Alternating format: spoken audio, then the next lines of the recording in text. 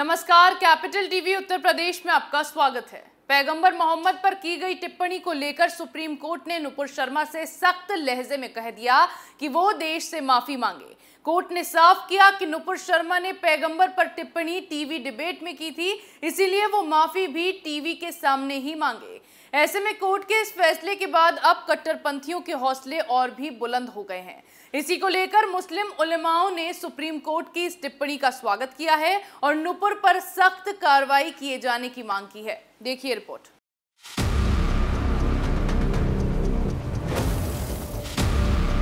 पैगंबर पर टिप्पणी करने के मामले में नुपुर शर्मा के खिलाफ अलग अलग राज्यों में हुई एफआईआर को दिल्ली शिफ्ट करवाए जाने को लेकर सुप्रीम कोर्ट में याचिका डाली गई थी। इस याचिका पर सुनवाई के दौरान सुप्रीम कोर्ट की बेंच ने कन्हैया लाल की हत्या के लिए नुपुर को जिम्मेदार ठहराया है।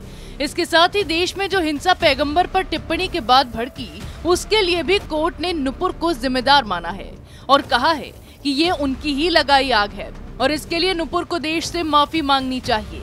हालांकि मामले में नुपुर अपना बयान वापस ले चुकी है, साथ ही माफी भी मांग चुकी है, लेकिन कोर्ट का कहना है कि नुपुर शर्मा ने पैगंबर पर टिप्पणी टीवी डिबेट में की थी, इसीलिए वो माफी भी टीवी के सामने ही मांगे। ऐसे में अब मुस्लिम उलेमाओं ने सुप्रीम कोर्ट की इस टिप्पणी का स्वागत किया है। सहारनपुर के जमीयत प्रदेश सचिव ज़हीन मदनी ने कहा कि सुप्रीम कोर्ट ने जो फटकार लगाई है वो एकदम सही है। उन्होंने कहा है कि विवादित बयानों की वजह से देश में ये हालात पैदा हुए हैं। ज़हीन मदनी ने कहा कि उनको सुप्रीम कोर्ट पर पहले से ही विश्वास है। मदनी ने अपने पूरे बयान में कहा कि माननीय सुप्रीम कोर्ट ने नुपुर शर्मा को जो फटकार लगाई है वो बिल्कुल ठीक लगाई है। वो मांग करते हैं कि इस मामले पर सख्त से सख्त कार्रवाई की जाए, जिससे देश के माहौल को बिगड़ने से बचाया जा सके। नुपुर शर्मा के विवादित बयान की वजह से इस तरह के हालात पैदा हुए हैं। नुपुर शर्मा का बयान माफी के काबिल नहीं है, इसीलिए कानून के मुताबिक उस पर सख्त से सख्त कार्रवाई की जाए। इसके अलावा मुस्लिम संगठनों का कहना है कि नुपुर को कड़ी सजा मिले, जिससे भविष्य में कोई भी इस तरह की टिप्पणी कर देश का माहौल खराब ना करे। जमाते इस्लामी हिंद के उपाध्यक्ष मोहम्मद सलीम इंजीनियर ने भी कोर्ट की टिप्पणी पर खुशी जताई है। कोर्ट के इस फैसले का स्वागत करते हुए उन्होंने अदालत की टिप्पणी से एक उम्मीद जगने की बात कही है। उनका कहना है कि नुपुर देश से माफी मांगे, लेकिन इससे उनका अपराध कम नहीं हो जाता। उन्हें कानूनी रूप से सजा भी मिलनी चाहिए। सुप्रीम कोर्ट ने भी इस बात को माना है कि नुपुर के बयान से देश का माहौल खराब हुआ है। नुपुर को गिरफ्तार न करना समाज में गलत संदेश है। वहीं दिल्ली की फतेहपुरी मस्जिद की शाही इमाम मुफ्ती मुकर्रम अहमद ने कहा कि नुपुर को पहले ही माफी मांगनी चाहिए थी। अगर उन्होंने ऐसा किया होता तो देश का माहौल खराब न होता। सुप्रीम कोर्ट के आदेश के बाद भी अगर वो माफी मांगती हैं तो भी अच्छा होगा।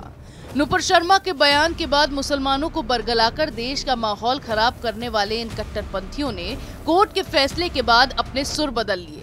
कल तक जो नुपुर को फांसी पर लटकाए जाने की मांग कर रहे थे, आज वो कानून के मुताबिक उसके लिए सजा की मांग कर रहे हैं।